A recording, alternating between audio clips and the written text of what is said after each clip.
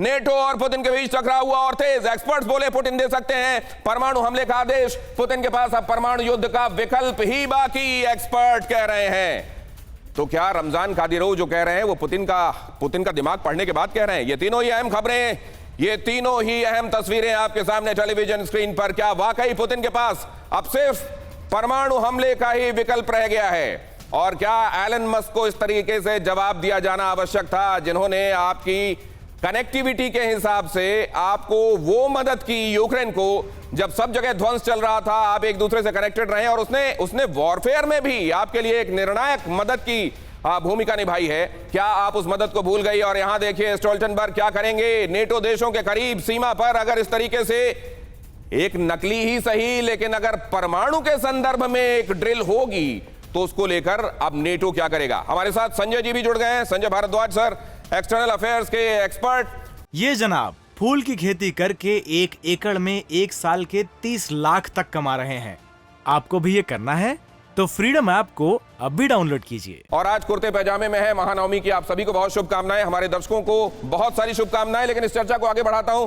संजय भारद्वाज जी, ये इशारे क्या महाप्रलय की तरफ जो जा रहे हैं, ये एस्केलेट टू डीस्केलेट है या अब इस बार वाकई चीजें गंभीर हो चली हैं? देखिए, जो अभी जो वस्तु स्थिति है वो ठीक नहीं है। रशिया के संदर्भ में आप देखते हैं कि जिस तरीके से कीव और यूक्रेन की फोर्सेस अपना जो अपनी स्थिति को मजबूत करती जा रही है और जो खोया हुआ क्षेत्र है उसको रीगेन करती जा रही है और लुहांस्क तक पहुंचने का वो प्रयास कर रहे हैं। इस स्थिति में रूस के पास क्या ऑप्शन बचता है कि क्या उसको एक्सेप्ट कर लेगा?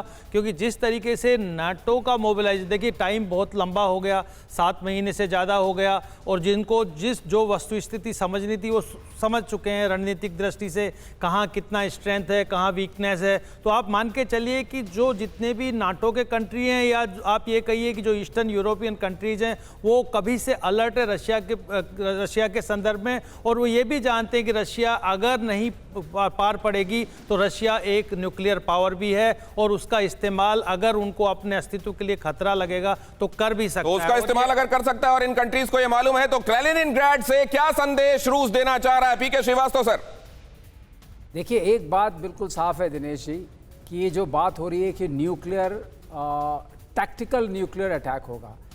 अगर आप याद करें, जेम्स मैटिस ने कहा था, जो 4 स्टार जनरल थे, स्ट्रैटेजिक न्यूक्लियर कमांड के यूनाइटेड स्टेट्स के हेड थे और डिफेंस सेक्रेटरी थे, उन्होंने ये कहा था there is nothing like tactical nuclear weapon, क्योंकि उससे इतना नुकसान होता है कि आप अगर 1 किलो टन का भी यूज़ करते हैं वो भी 100 गुना ज़्यादा होता है। तो ऐसा कुछ नहीं, it be having strategic impact. पहली बात तो यह है।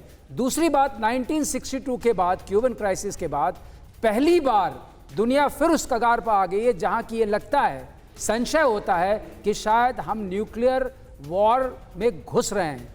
इससे बचना बहुत जरूरी है। आप बहुत महत्वपूर्ण बात कर रहे हैं पीके श्रीवास्तव सर, और आप जो ये कह रहे हैं, मेरे कई दर्शक भी ये कहते हैं कि असल में न्यूक्लियर वॉर में फुल स्केल नहीं तब्दील होगा, लेकिन ये टैक्टिकल न्यूक्लियर वेपन के जरिए एक प्रिसाइज हिट जरूर देखने मिलेगी। और अगर ऐसा होगा तो फिर क्या कोई इसको रोक सकता है? क्या यहां पर रुकेगा? क्या दूसरे का आप हाथ पकड़ सकते हैं कि आप प्रिसाइज हिट कर ले लेकिन दूसरे को ना करने दे? ये जनाब फूल की खेती करके 1 एकड़ में 1 साल के 30 लाख तक कमा रहे हैं। आपको भी ये करना है तो फ्रीडम ऐप को अब भी डाउनलोड कीजिए।